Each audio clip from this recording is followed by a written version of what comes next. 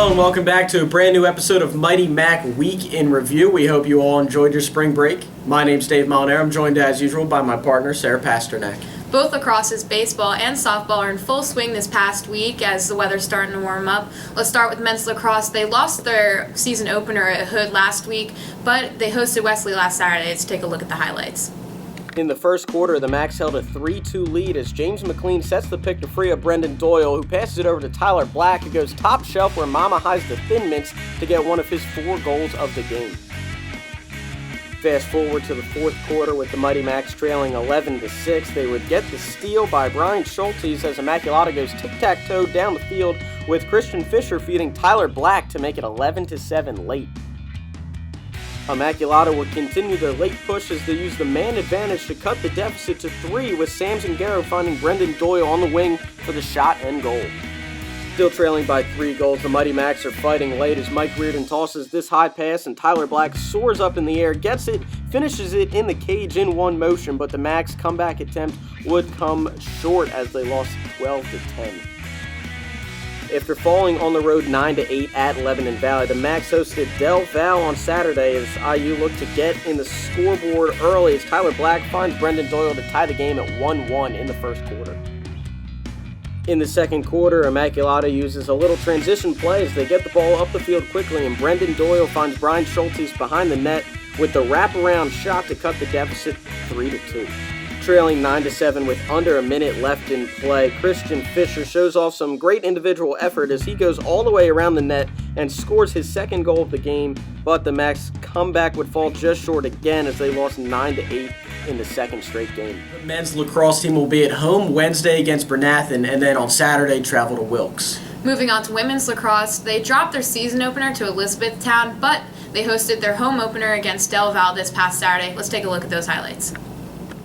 In the first half, senior Shannon Neal makes it 2-0 for the Mighty Macs when she drives straight in for her first of 2 goals on the day.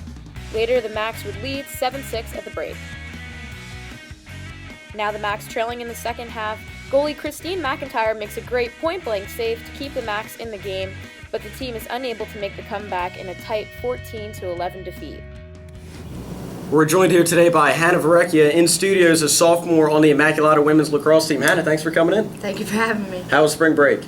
Oh, just a lot of lacrosse. A lot of lacrosse. That's Good. We did have a game. I was at it.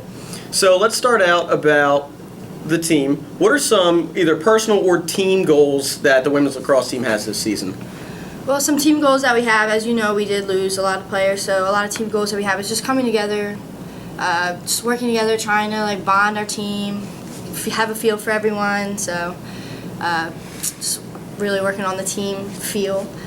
Some other goals we have are just some parts of the field, trying to figure out what to do, just goals in general, just setting a pace for the finals, trying to get back to that semifinal game. Mm-hmm. And then, as you said, we did lose a lot of players: Lopez, Lapp, Bonvetti, Petito. There's a few others I know I'm going to forget on the spot. But some of the younger girls and yourself have to step up.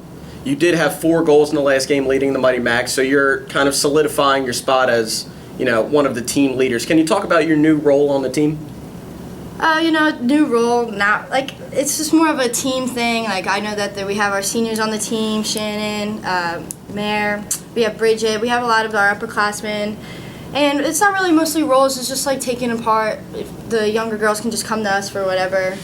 I think people are really comfortable with everyone on the team and the roles technically. No one's really seeing each other as a captain. But we do go to each other, and it's going to be a good year, I feel. We just need to mesh it more, you know what I mean? Just getting on the track. Mm-hmm. And Coach Janelle Cronmiller is going to be in charge of that. She has you guys playing well, heading into CSAC play next week on the road at Rosemont. Can you talk about some of the things the team's doing to get ready for conference play?